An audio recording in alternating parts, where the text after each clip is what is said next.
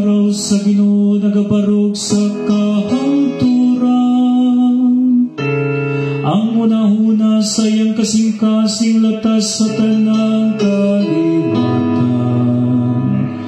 Bulan ang nasud kan sang Dios mao ang Ginoo. Ang lungsod na iyang gipili alas sa iyang kaugalingong kapili. Sindit kamo sa kalipan, diha sa Ginoo. Kamo nga mga balaan, pawitin ninyo siya. Ubos sa kabagong awit.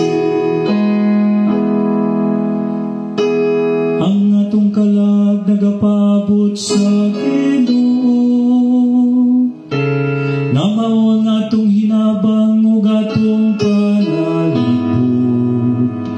Kay diha kaniya nalipay ang atong mga kasing-kasing, diha sa iyang balaan